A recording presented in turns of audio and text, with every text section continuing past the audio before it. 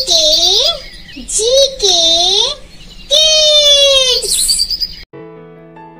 जादू की गुड़िया। एक गांव में एक किसान रहता था। उसके पास बहुत पैमाने में खेती थी, गाय भैंस थी, अनाज के गोदाम भरे हुए रहते थे। उस किसान के पास किसी तरह की कोई कमी नहीं थी, लेकिन उस किसान को कभी अच्छा खाना नहीं मिलता था।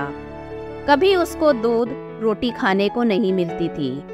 उसके पास खुद की गाय और भैंसें होकर भी किसान को दूध रोटी के लिए तरसना पड़ता था।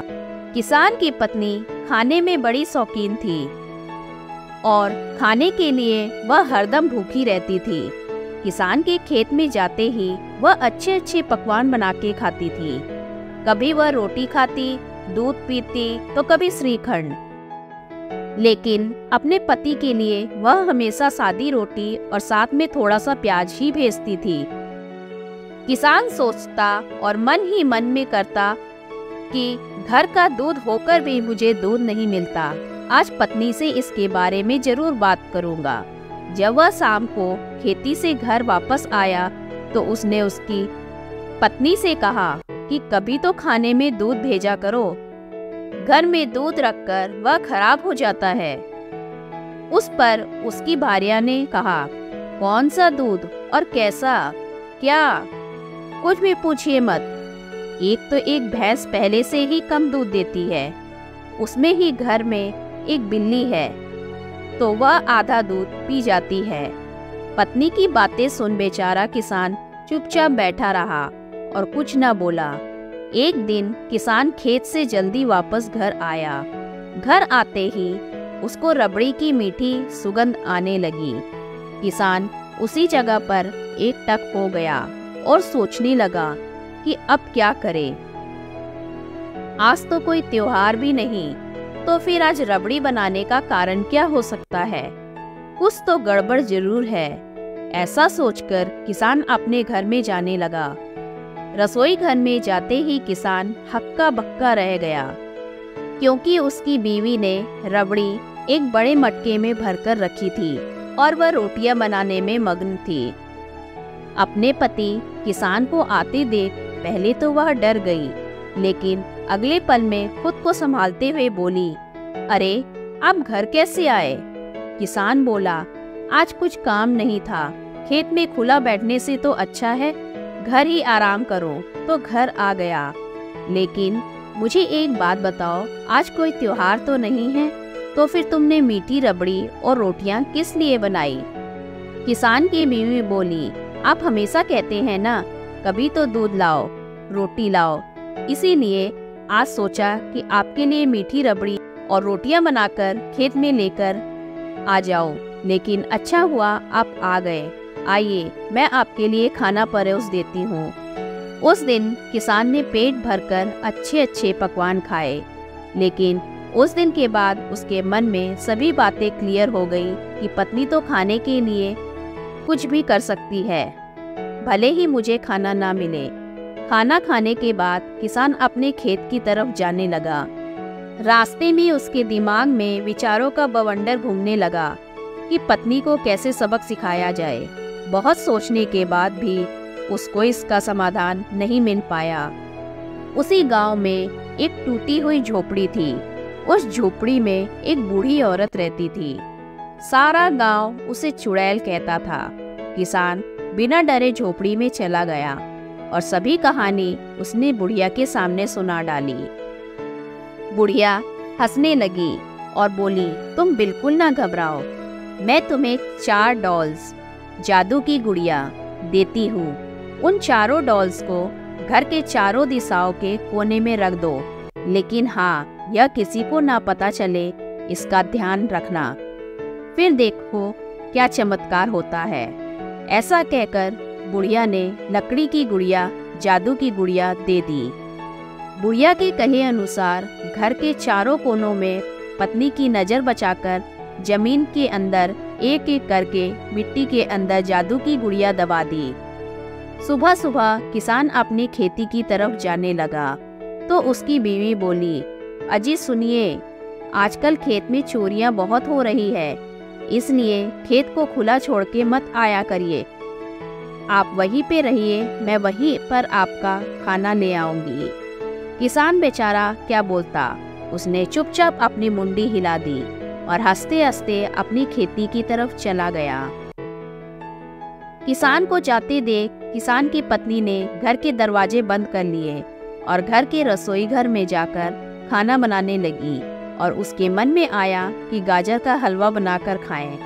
थोड़ी ही देर में उसने गाजर का हलवा बना लिया और खाने के लिए बैठी। तो क्या तू क्या खा रही है? किसान की पत्नी पहले तो कुछ समझ नहीं पाई और देखने लगी कि घर में कोई है तो नहीं। देखा तो घर में कोई नहीं था। आखिर घर में कोई नहीं था तो बोला कौन?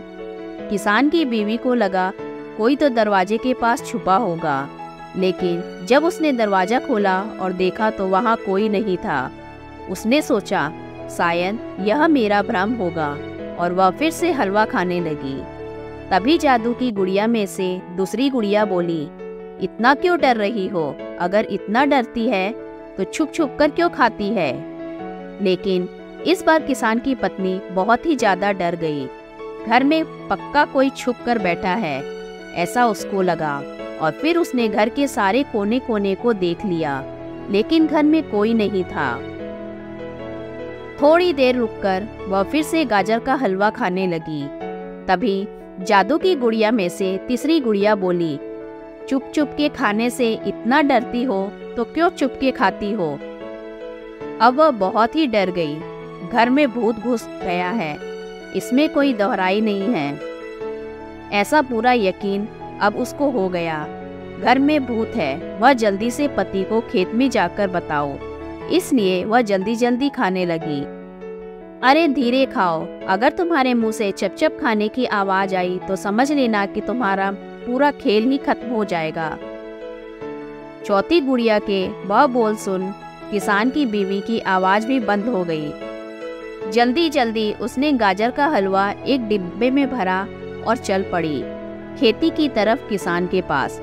गाजर का हलवा देख किसान बहुत ही खुश हुआ और बोला, आज हलवा कैसे बनाया? घर में भूत है, यह किसान को बताने के लिए भी किसान की बीवी की आवाज नहीं निकल रही थी, पर जैसे तैसे वह बोली, घर में थोड़ा सा दूध पड़ा था, सोचा आज आपके लिए गाजर का हलवा बना दूं, तो बना दिया। दूसरे दिन किसान की पत्नी को लगा कल की भूत तो पक्का आज चले गए होंगे, इसलिए उसने गरम गरम रबड़ी बनाई और खाने को बैठी। तभी वही चमत्कार। अब वह पूरी तरह से डर गई और खेती की तरफ किसान के पास तेजी से भागने लगी। तभी सभी कहानी उसने किसान को बताई। उसकी यह कहानी सुनकर किसान जोर जोर से हंसने लगा और समझ गया कि यह चमत्कार उसी बुढ़िया का है जिसने जादू की गुड़िया लकड़ी की गुड़िया दी थी। किसान ने बोला कि तुम मेरे पीछे अच्छे अच्छे पकवान बना के खाती हो, इसलिए घर में भूत आ गए हैं। आगे अगर तुमने ऐसा किया तो वह तुम्हें जिंदा नहीं छोड़ेंगे। अगर तुम ऐसा नहीं करोगी तो मैं उनको घर से निकाल सकता हूँ।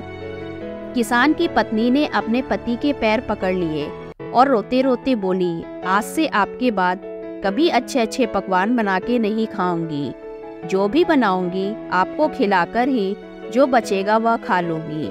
पत्नी को रोते देख किसान को बीवी की दया आ गई। वह पत्नी को लेकर घर वापस आया और एक लाठी हाथ से लेकर कुछ मंत्र जैसे बड़बड़ाने लगा तथा दीवारों पर लाठी मारने लगा। किसान की पत्नी बहुत डरी हुई थी, इसलिए वह घर के बाहर ही रुकी और तभी किसान ने घर के चारों कोनों में से जमीन से गुड़िया निकाल ली और उन्हें जला दिया। उस दिन के बाद किसान की भी चांदी चांदी हो गई। अब रोज वह रबड़ी मिठाई और दूध खाने पीने लगा। अब वह रोज पेट भर खाना खाता और आनंद से खेती में काम करने लगा। शिक्षा। इस कहानी से हमें यह शिक्षा मिलती है कि जैसा करोगे वैसा फल पाओगे, इसलिए हमेशा अच्छे कर्म करने से अच्छा फल मिलता है और अपनों से धोखा करना मतलब खुद से धोखा करना होता है। धन्यवाद।